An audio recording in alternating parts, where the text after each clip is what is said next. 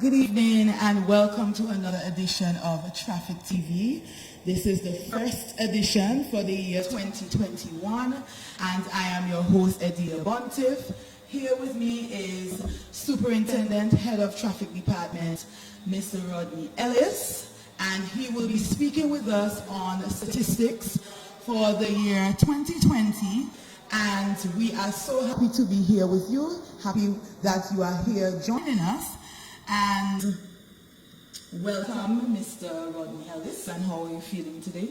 Yeah, good evening, and thanks for having me. I'm quite okay, taking it easy for the new year. Okay, wonderful, wonderful. We're just going to go straight into it without any further ado. So, Mr. Rodney, tell us who is responsible for taking the statistics here? In the traffic department, we have personnel here in the department who are capable of doing it. So we have a team of persons who are really responsible to taking the statistic with regard to traffic collision. And it's not only in the traffic department we collate for. The outstation district also deal with traffic collision, and everything would be sent to the traffic department, and there is where we do the collision of all collision in the country. Okay, great. So explain the statistic process for us, please. What we would do, normally when these collisions take place, we would identify the causes, location, and the seriousness of this collision, number of persons who are injured in this collision, and if there's a fatal, we will collate the fatality in this collision. Okay, great. So over the 12 months, that would be 2020, which month had the most accidents? And would you care to tell us why you think? Why? For 2020, the month that we see the most collision would be in, let me get it right, February. February, 235 total for February. And that would be including all the outstation district along with traffic. Traffic department itself was 113, and the outstation combined would be 112 collision.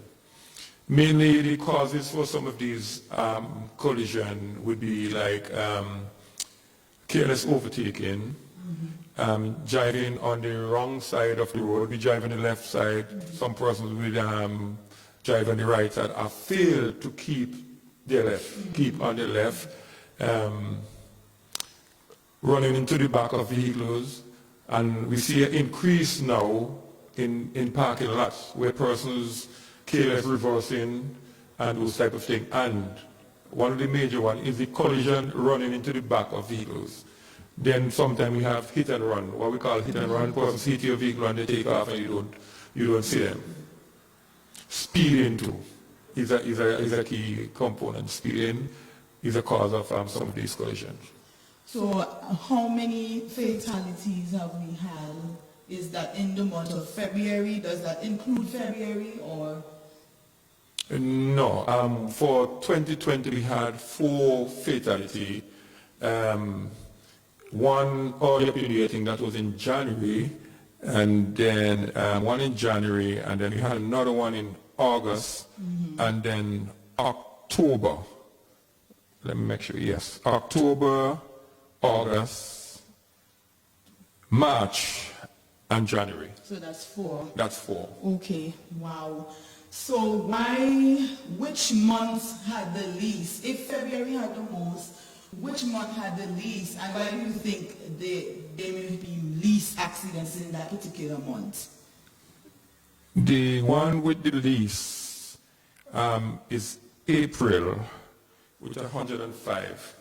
And I think that was just the beginning of the COVID-19 situation where we had the lockdown. Right. And that was the least. But after that, then we start to have increase, and even up to December, well, not December, October, we had over 200 collisions in October. And that's when the curfew went up to 11 p.m. at night. So, yes, when we started out, I think in April, we used to go up until the curfew started at 8, I think.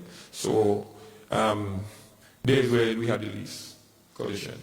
Okay, so what were the most common reasons why there were accidents occurring for the whole entire year? What was the most of the reports that you would get? What is the main reasons why it occurred for the entire year? Most of January coming right on to most of the collision what we had for the year, as I mentioned, running into the back of vehicles. Running into the back of vehicles. Let me put it, running into the rear. For 2020, we had 301. And in comparison to 2019, where we had 226. So we had an increase of 75 in 2020. Exiting junction, that's when you're exiting a minor junction onto a major. In 2019, we had 278. And in 2020, we had 203. So we had a decrease there for that. Failing to keep to the left, we had a decrease. As I mentioned, in 2019, we had a lot more than in 2020. Yes, some person might say it's because of the COVID-19, but you still had the number of vehicles on the road. And when we do our analysis, before 2020, we never used to have a lot of accident or collision, what we want to call it, after midnight. So if you do the analysis, basically it's the same thing. Up to present, we're still not having a lot of collision after 11 o'clock, after the curfew period. So if you do the comparison, yes, in 2019. However, what I can say, a lot of persons would keep off the street even before 11 o'clock. Because there is also ticketing for not wearing a mask and to be outside after that particular time. Okay, so can you bring us back to 2017 to 18? What's the comparisons between those years, 2019 and 2020? Is there a decrease or was there an increase in accidents? Well, the figures that I have, I go back to 2018. I didn't go. So 2018, we had a total of 2,529 collisions for the whole year of 2018. And 2019, we had a total figure of 2,578, which is an increase. We had an increase in 2019 of 49 collisions in 2019. However, in 2020, we see a drastically reduced number. So in 2020, we had 2,228, which is a reduce of 350 collisions in 2020. So do you think, with comparing the years, do you think that the increase of vehicles on the road may have helped to increase the accidents? You can say that too, but vehicles don't get into accident. That's true. It's the drivers. So the same set of drivers. But what is of importance too, from the statistic, persons are claiming that the younger drivers get into more collision. That is not so. The younger drivers get into the most serious collision. Because the statistic would show, and I highlighted it too, the statistic would show that, I will get it for you in a while, that the age group between 18 and 25, there was only 179 persons getting into collision. When you look at the age group between 26 and 50, there's 1,023. Over 50, there's 422. However, I should highlight here is that a large percentage of these collisions are minor. With the age group above 25, a large percentage are minor collision, which I mentioned before, running into the back, careless reversing, and those type of things. But out of these 179, these are serious collisions. These are the serious collisions. So. Okay, so you mentioned the age group of increased accidents, serious accidents. what about, I'm not being sexist here, but what about females and males? I think it's important to let the public know which side will have the most accidents and which gender will have the most accidents and which gender will have the least accidents. This should be interesting. Very, very interesting because I know you're female. And the figures are really far apart, I can tell you. Okay. The gender, and what I have here, the figure that I have is the person who are responsible or the cause, who caused the collision with regard to the gender. And for males, because and this is 2020, males, 842 males were the cause of collision in 2020. In comparison to females, 296. So is there a particular reason why men will get into, because I mean they're drivers, so is there a particular reason why males will get into more accident than females? Because what I can see here is that more males are drivers than females. You have more male drivers than female. And you would find more males on the road more than females.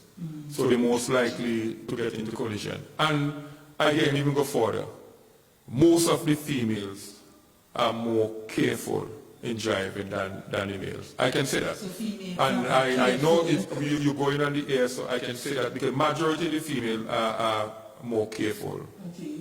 Male would try to do more what the word I should use, not experience. The word is leaving me now. Experiment. That's the word I'm looking for. Experiment. They try to experiment with certain things. Yes, I must comment the females. You know, they are much more careful than the male. Okay. Now I thought this was interesting to ask, since it's not really mentioned, what about the trucks, like the dump trucks, excavators, backhoes? What are the statistics for these kind of machinery, equipment on the road? What I can say, I haven't gone into the basic statistics for that, but what I can say, when it comes to the trailer trucks and the heavy-duty trucks, most of these drivers understand the road and how to use the road when they're utilizing this truck. So we don't have much collision with these things. Yes, sometimes they have to go on the opposite side of the roundabout, which we would permit because of the nature of the condition of the vehicles. We permit that. However, the issue we have with these is the covering. Once you traveling with stuff in the back of your vehicle, you should cover that still up. So sometimes we find debris falling off the trucks, and which cause problem for other road users. So that's the major issue we have with truckers. But driving on the road, yes, I can say, and based from my time in traffic, we have not seen any major collision with heavy-duty equipment on the road. We have not seen and that is a good anything. thing. And even if they are, most likely, most of the time, the truckers are not at fault. Oh. Most of the time. Okay. All right. Thank you so much, Mr. Rodney Ellis. I'm going to just take the time to thank our sponsors, State Insurance and Science and Impressions. A pleasant, happy new year to you, and we are happy to stay committed and to be incorporated with you in this type of information that we're sharing. Just wanted to get that in there. Continuing with Mr. Rodney Ellis. So share with us what some tips that we can apply to curb the amount of accidents that occur yearly. Follow the rules and regulation of the road. I know when we go for our license, we have a highway code, and all the rules are in that highway code. Once you obtain your driver's license, it doesn't change, so follow it. Speed limit, the maximum speed limit in Antigua and Barbuda is 40 miles an hour on the outskirts. In the built-up areas, 20 miles an hour. In the cities, 15 miles an hour. Once you can maintain that and drive with a little more courtesy, drive for you and other drivers on the road. And once we do that, then we can reduce the amount of collision. Because as I mentioned, majority of the collision are persons not paying attention, not following the rules and regulation of the road, and stay off the handheld devices. Not only cell phone, persons utilizing iPad, no persons are doing video chat while driving. These are not right. And as a matter of fact, I will sit here now, you're the first person, I'm going to make a recommendation for increases in the fines with regard to traffic violations, because we have to get something in place to deter persons from committing some of these offenses. I hope everybody is tuned in and they have listened and they are taking heed to what is superintendent is saying here, because it's very crucial. Because is the numbers going up as 2021, or is it going, do you see it getting better? Do you see the statistics getting better as the decrease? I mean decreasing. Is it getting better? Do you? That in the How things are going right now? In the traffic department, that's what we're working towards, reducing the collision. Yes, we had a good year last year, which reducing it by 350, and that's roughly about between 10 to 13%. What we're looking for this year is a reduction of about 20%.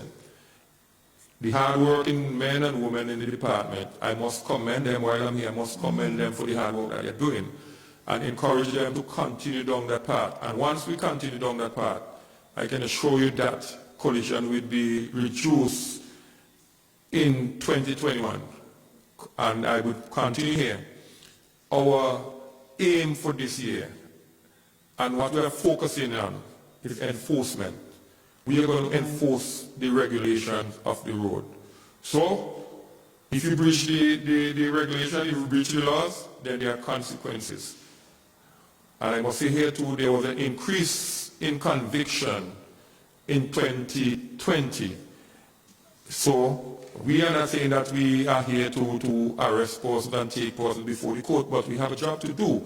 Once you breach the regulation, then there are consequences to that.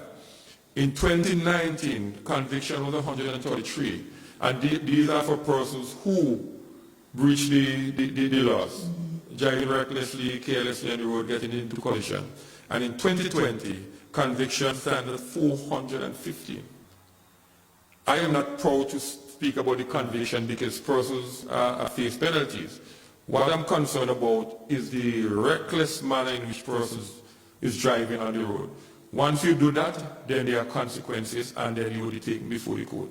Yes, if you breach the laws, then you will be dealt with and taken before the court. However, if you follow the rules and regulations of the road, then the conviction can be reduced also. Yes, I do agree. Thank you so much, Mr. Rodney Ellis. Thank you for sharing all this information about statistics. It is important that we know about the increase, we know about the decrease, we know about what occurs yearly. And I want to thank you, viewers. Also send us in your comments. Send us like the page on Facebook. We are here every Tuesdays from 8 o'clock p.m. So please, it's very important that we get the word out there. And I am your host, Edilia Bontev. And with me was Dr. Rodney Ellis. He spoke so clearly on statistics. And we do hope to see you same time next week. Good night.